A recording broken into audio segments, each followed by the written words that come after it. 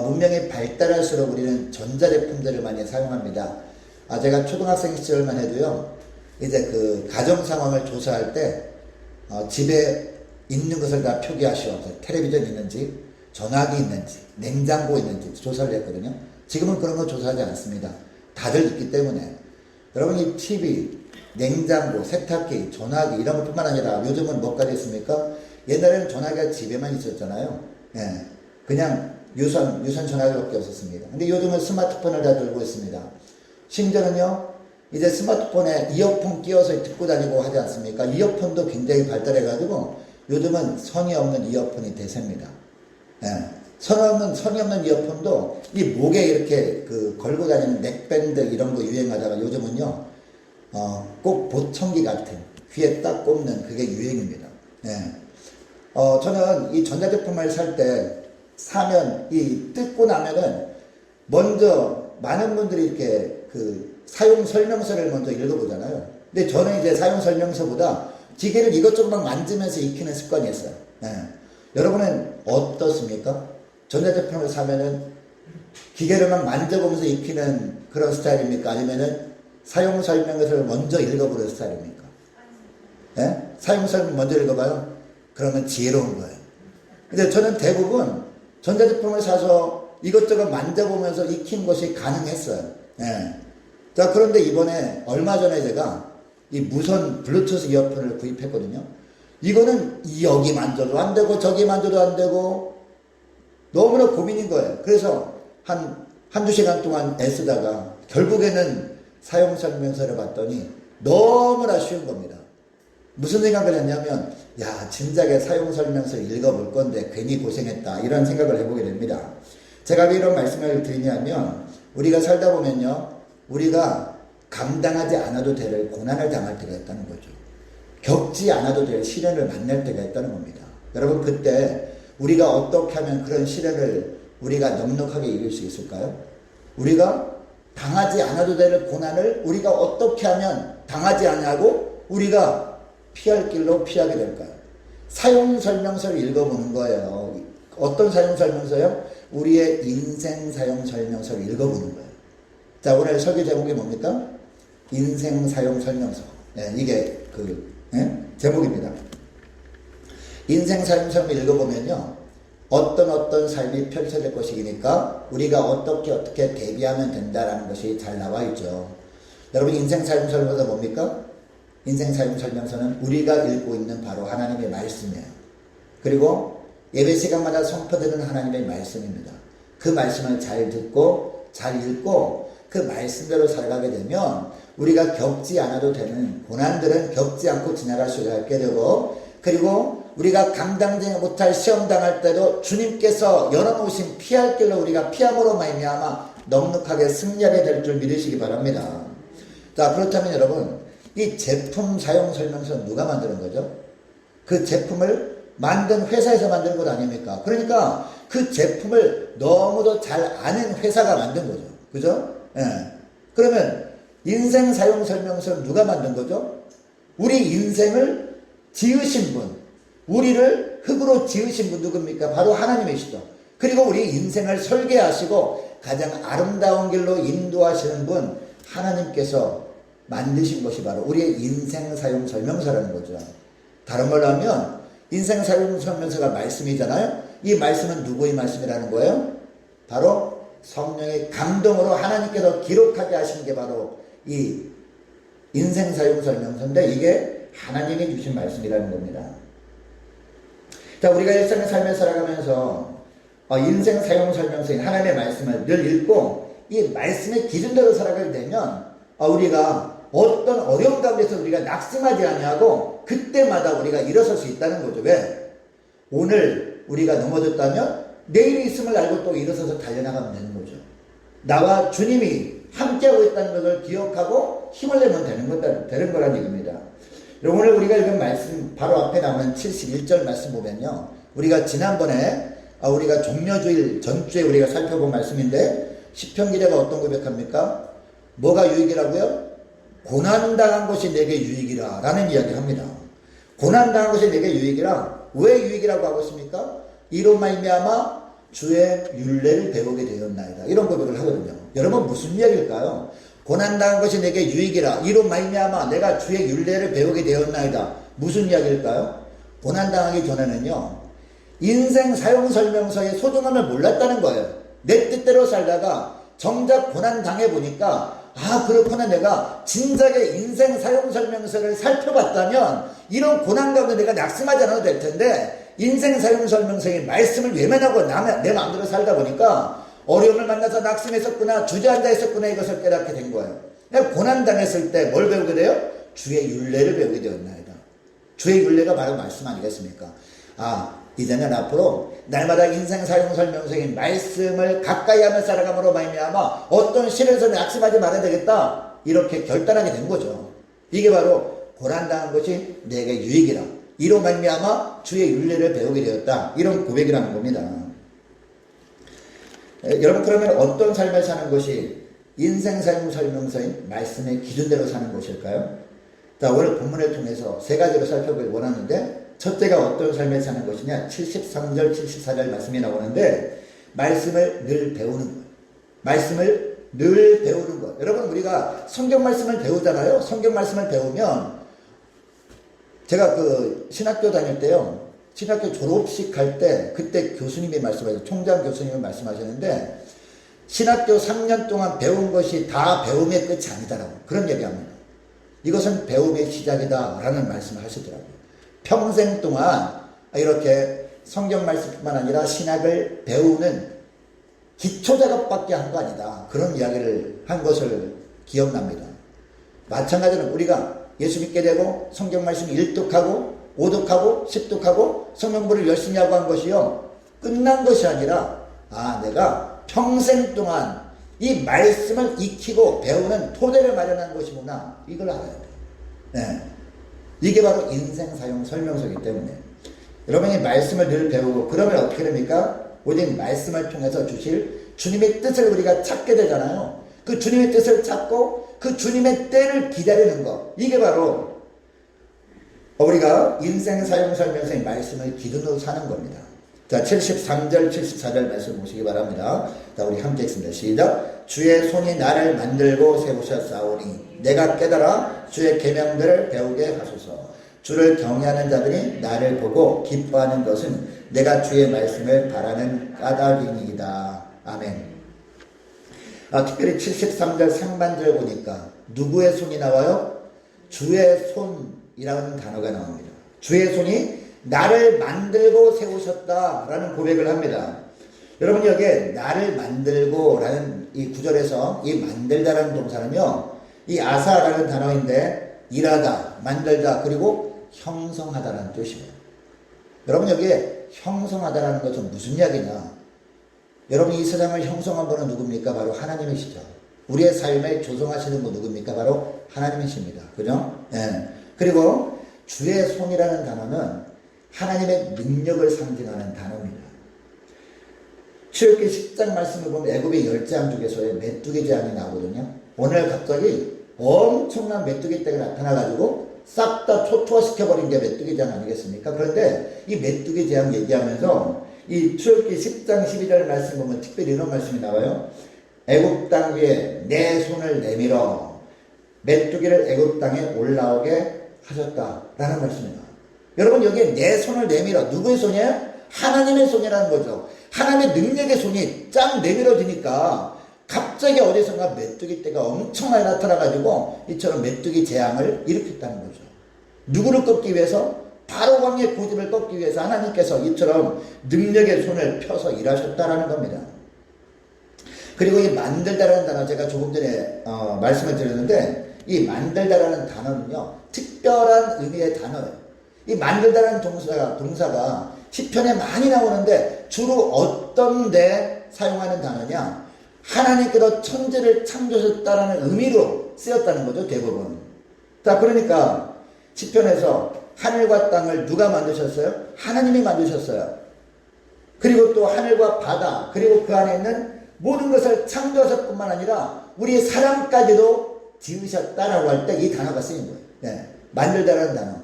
그러니까 하나님께서 능력의 손으로 형성하시고 만드셨다라고 할 때 그 위대한 하나님의 손으로 내 인생까지도 조성해 주신 그 하나님이신데, 그러니까 우리가 무엇을 기준으로 살면 우리가 승리할 수 있습니까? 인생 사용 설명서, 바로 말씀을 근거로 살아가야 된다는 겁니다. 여러분, 시편 기자는 그 당시에 뭐 지구과학 이런 거 알았겠습니까? 몰랐을 겁니다. 그럼에도 불구하고 이 우주만물 만드신 건 알았잖아요. 또 오늘날은 여러분, 우리는 지구과학을 알아요. 이 지구가 똑바로 이렇게 서 있지 않고요, 살짝 기울어져 있거든요. 여러분, 지구본 아시죠? 지구 1을 사면은요, 이렇게 살짝 기울어져 있어요. 그게 몇 도일까요? 23.5도 기울어져 있습니다. 기울어진 상태에서 날마다 자전을 해요. 그리고 1년에 한 번씩 태양 주위를 공전을 합니다. 이렇게 자전과 공전을 하면서 생기는 게 뭐예요? 낮과 밤이 생기는 겁니다. 그죠? 낮과 밤은 왜 생깁니까? 예. 이 자전을 하면서 지구 주위에 뭐가 돌아요? 달이 돌잖아요, 달이 돌면서 낮과 밤이 생기는 겁니다. 그리고 1년 동안 태양 주위를 돌면서 춘하 추동 4계절이 생기는 겁니다. 만약에 23도 기울기가 아니라 약간만 덜 기울었다면, 23.4도로 기울었다면요, 이 지구가 엄청난 재앙이 일어난다는 거죠. 네.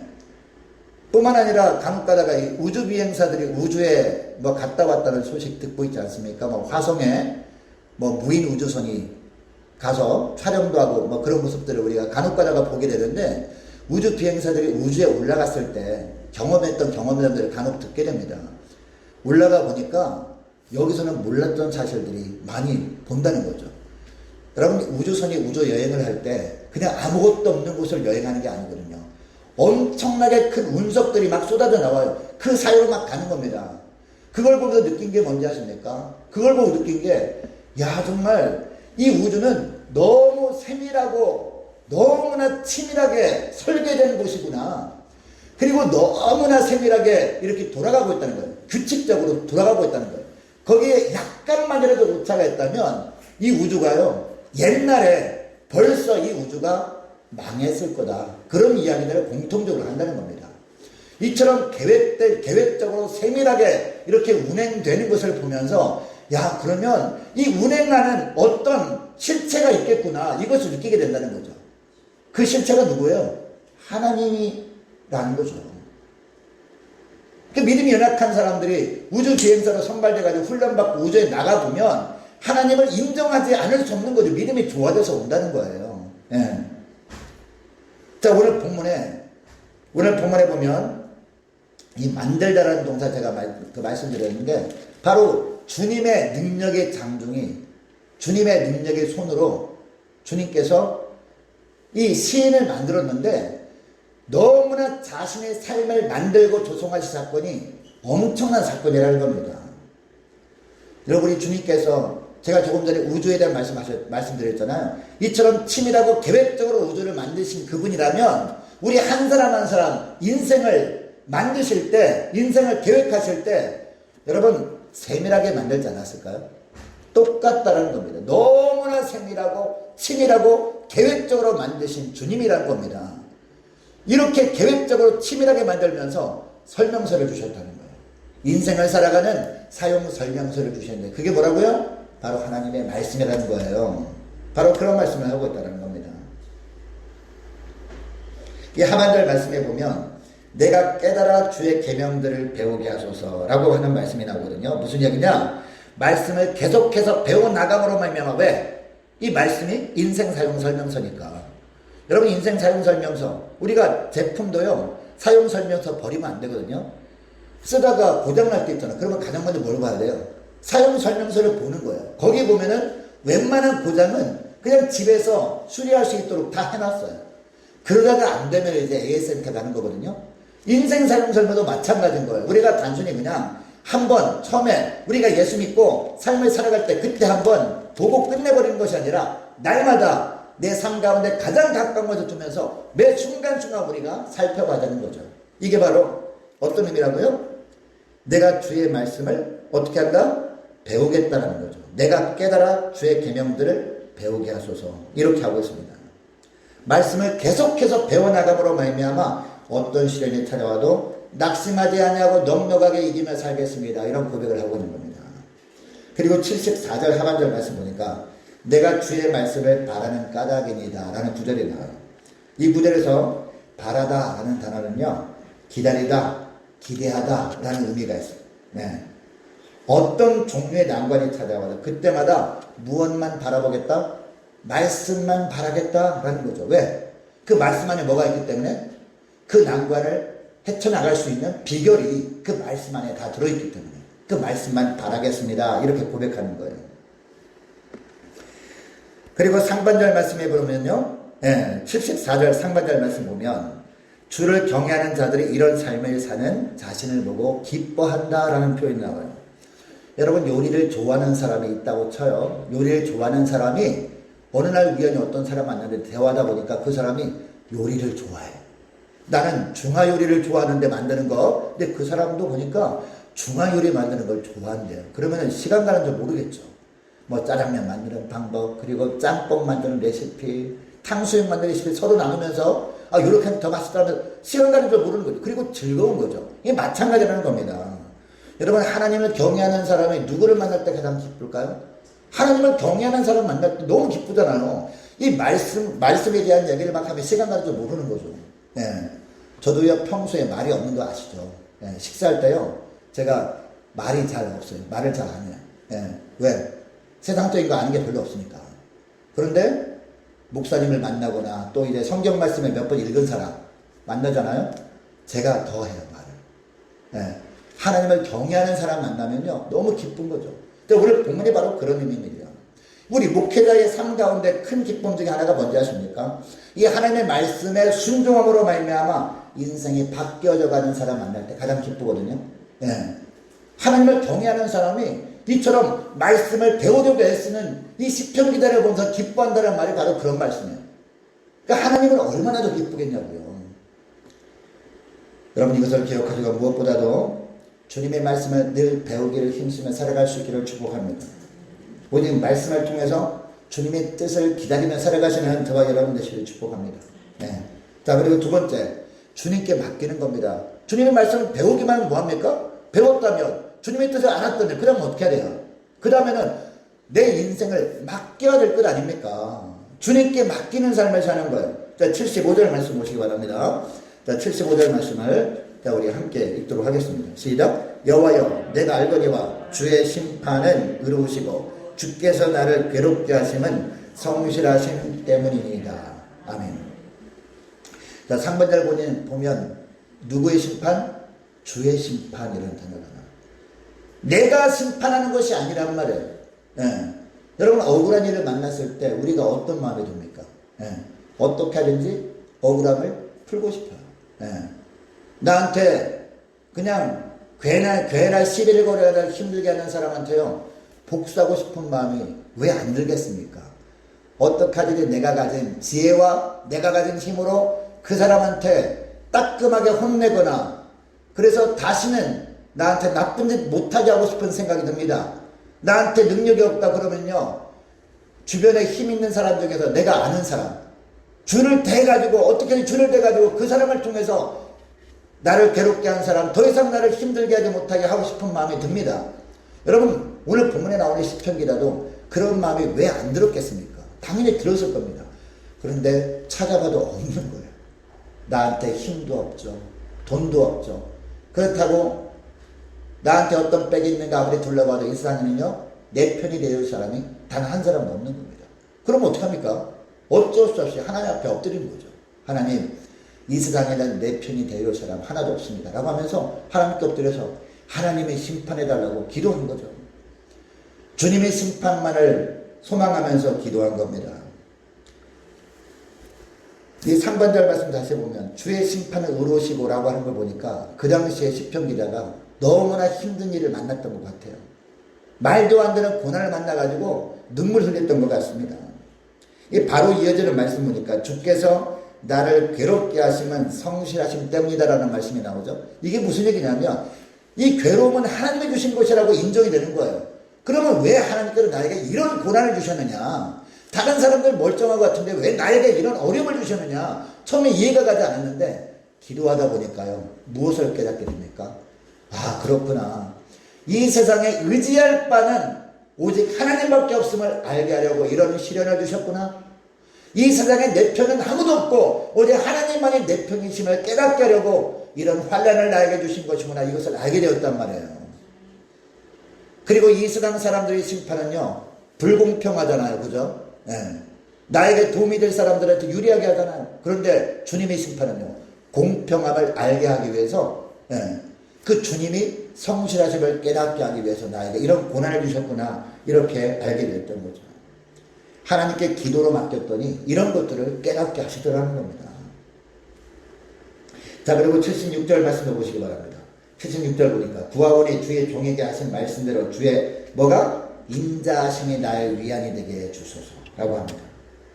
중반절에 보면 인자라는 단어가 나오죠. 예. 원어로 하면 헤세드, 종종 말씀드렸던 헤세드라는 단어입니다. 여러분이 인자가 뭔지 아십니까? 예. 자격 없는 자에게 베푸는 하나님의 호의라는 뜻이에요. 처음에 기도를 시작할 때는요, 나한테 악한 일을 행함으로 말미암아 괴롭게 했던 사람의 죄가 더 커 보였어. 네.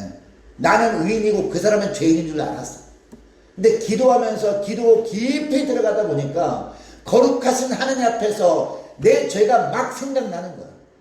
그러면서 어떤 느낌까지 들었냐, 나를 힘들게 했던 그 악인과 나와 그냥 피장파장이구나.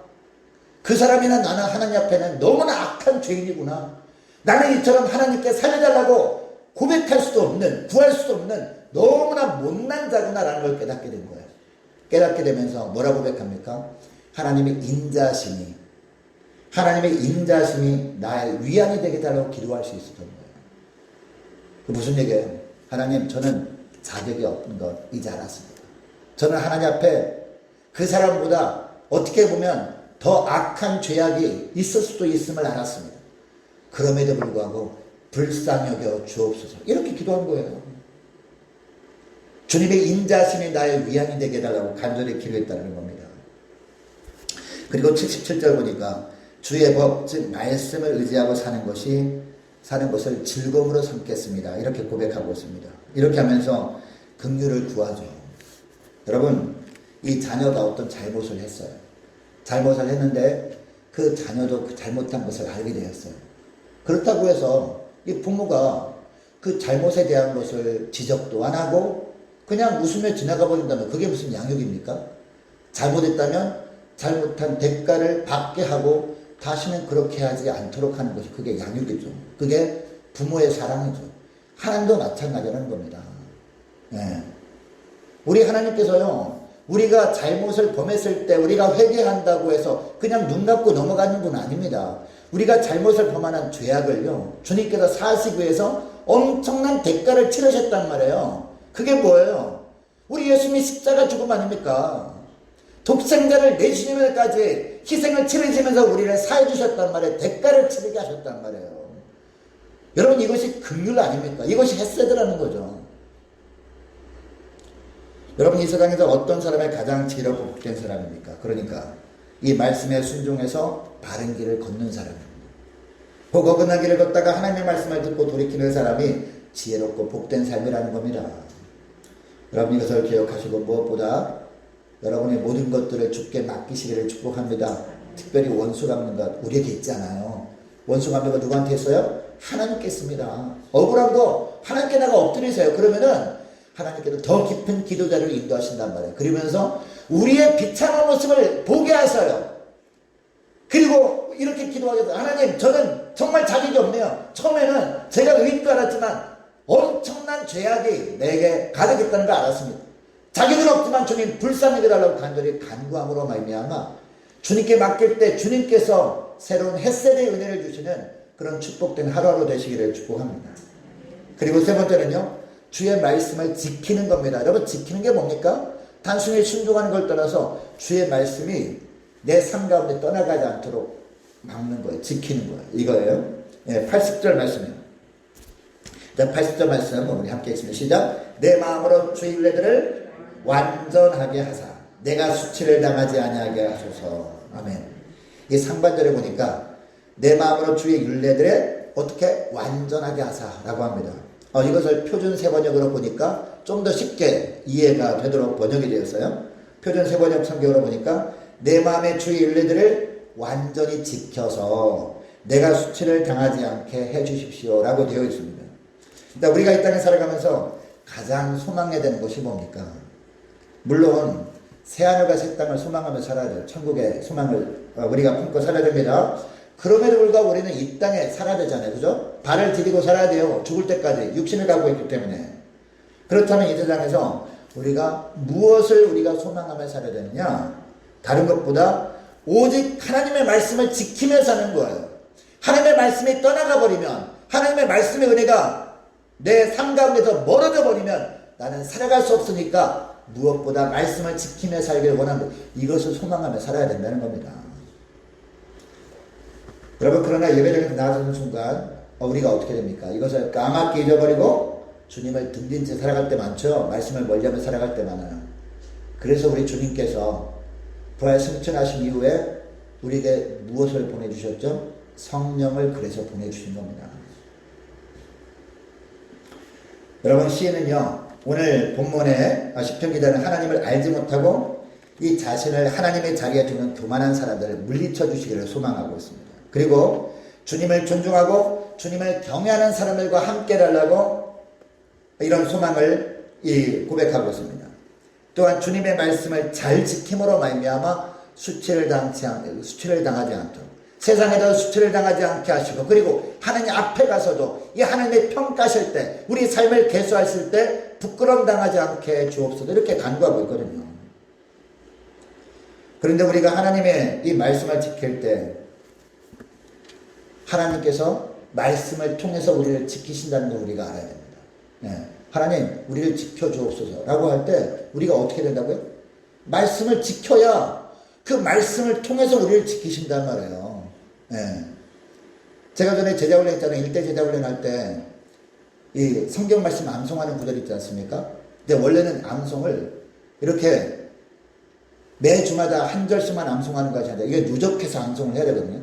그 이유가 있어요. 왜냐하면 우리가 말씀을 지킬 때 말씀이 우리 영혼이 죄악에 빠지지 않도록 지켜주기 때문에 그걸 체험하도록 하기 위해서 그렇게 하는 겁니다.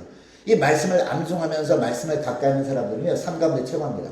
어떤 이상한 생각을 하고 죄를 범한 생각할 때마다 갑자기 성령께서 외운 말씀, 암송한 말씀이 탁 떠오르게 하는 거예요.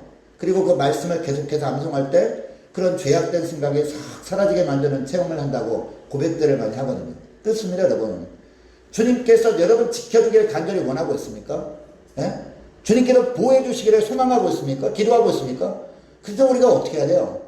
하나님께서 우리에게 원하시는 거예요. 그러면 말씀을 지키라는 거예요. 말씀을 지키라. 그래야 말씀의 능력으로 너희들을 지켜주겠다라고 말씀하고 있다는 겁니다. 여러분, 주님을 존중하십니까? 주님을 경외하십니까? 그렇다면 그 전능하신 주님, 우리의 왕 되신 주님의 명령을 지키실 수 있기를 축복합니다. 그 주님의 명령이 뭐예요? 말씀을 지켜라. 아멘. 말씀을 지킬 때 말씀의 능력으로 여러분이 보호함을 받습니다. 이것을 꼭 기억할 수 있기를 원합니다. 여러분, 성경에 나오는 수많은 믿음의 선배들의 특징은 한 가지입니다. 오직 말씀을 잘 지켰다는 거예요. 그리고 말씀을 잘 따랐다는 겁니다. 그 수많은 믿음의 선배들이 있지만 그 중에 한 사람만 딱 예를 들고 말씀을 맺길 원하는데 특별히 에녹 살펴보기를 원하는데, 여러분 창세기 나오지 않습니까? 이 에녹이 몇 년 동안 하나님과 동행했다고 합니까? 300년. 300년을 하나님과 동행했더니 하나님께서 죽음을 보지 아니하고 우리 주님께서 에녹을 받아주셨죠. 죽음을 보지 않고. 그죠? 예. 그런데 에녹이 300년 동안 주님과 동행했다고 할 때 이 동행했다라는 단어가 정말 중요해요. 이 동행했다라는 단어는요, 할라크라는 단어거든요. 이 단어는 주도권을 누가 쥐고 있는 동행이냐? 하나님께서 주도권을 쥔 동행이란 말이에요. 주님께서 손잡고 가자라고 할 때 어떻게 해야 돼요? 그냥 기쁨으로 따라가면 돼요. 그럼 힘들잖아. 가자라고 할 때 싫어가지고 막 아빠 놔, 나 싫어, 막 가기 싫어가지고, 그죠? 어릴 때 병원에 가자 그러면 주사 무서워가지고 막 안 갈라 그러잖아. 근데 병원에 왜 데리고 가는 거죠? 병을 낫게 하려고 데리고 가는 건데 주사 한 방 맞는 게 아플까봐 안 가려고 막 때려 쓰고 하면 힘들잖아요. 그죠? 그러나 이제 아빠가 가자고 하니까 좋은 것을 주시겠지라고 하면서 그냥 기쁨으로 따라가면은 주사 한 방 맞고 낫기도 하고 맛있는 것도 사주잖아요. 하나님과 동행하는 게 바로 그겁니다. 하나님이 주도권을 쥐고 팔을 잡고 가자라고 할 때 안 가려고 버티잖아요. 그러면 힘들어요. 팔이 빠질 것 같은 고통이 있습니다. 그러나 기쁨으로 따라가면 어때요? 기쁨으로 따라가면 신나죠. 그리고 내가 기대했던 것보다 더 큰 것들 선물로 주어진다는 겁니다. 이런 동행을 했다는 거 누가? 에녹이. 그랬더니 어떤 축복이 있어요? 어떤 축복이? 죽음을 보지 아니하고 하늘로 옮겨주는 축복을 주셨다는 거죠. 여러분 이것을 기억하시고 무엇보다 말씀을 잘 지키는 여러분 되시기를 축복합니다. 주님께서 주도권을 잡고 이끄실 때 순종함으로 기쁨으로 나가시는 저와 여러분 되시기를 축복합니다.